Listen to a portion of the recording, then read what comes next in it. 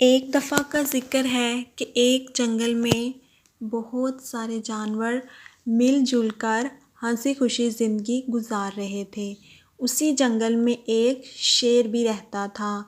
وہ شیر جس بھی جانور کو دیکھتا اس کو پکڑ کر کھا لیتا۔ جنگل کے سارے جانور یہ دیکھ کر بہت پریشان تھے۔ آہستہ آہستہ جنگل میں سے جانور ختم ہونا شروع ہو گئے۔ ایک دن ہاتھی نے سارے جانوروں کو اکٹھا کیا اور انہیں کہا کہ ہم ایسا کرتے ہیں، شیر کے پاس جاتے ہیں اور اسے کہتے ہیں کہ تم ایسا کرو، روز ہم تمہارے پاس ایک جانور بھیج دیا کریں گے، تم اسے کھا کر اپنے پیٹ کی بھوک مٹا لیا کرنا۔ شیر یہ بات سن کر آمادہ ہو گیا۔ اسی طرح روز ایک جانور جاتا شیر کے پاس، شیر اسے پکڑ کر کھا لیتا اور اپنے پیٹ کی بھوک مٹا لیتا۔ آہستہ آہستہ وقت گزرتا گیا۔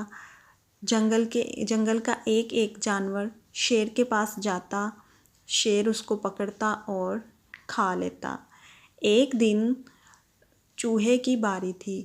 چوہا بہت ہی چالاک تھا۔ وہ اپنے مقررہ وقت پر شیر کے پاس نہیں گیا۔ اس نے اپنا سارا وقت جنگل میں کھیل کود کر گزار دیا۔ جب شام ہوئی، چوہا شیر کے پاس گیا۔ شیر کو اس بات پر بہت غصہ آیا۔ اس نے چوہے کو کہا، تم اتنی دیر سے کیوں آئے ہو؟ چوہے نے شیر سے معذرت کی اور کہا، شیر میاں، میں تو چھوٹا سا ہوں، مجھے کھا کر کون سا آپ کا پیٹ بھرے گا؟ میں آپ کو ایک ایسی جگہ لے کے جاتا ہوں جہاں آپ جیسا ایک بڑا سارا شیر رہتا ہے، آپ اسے کھا کے اپنے پیٹ کی بھوک مٹا لینا۔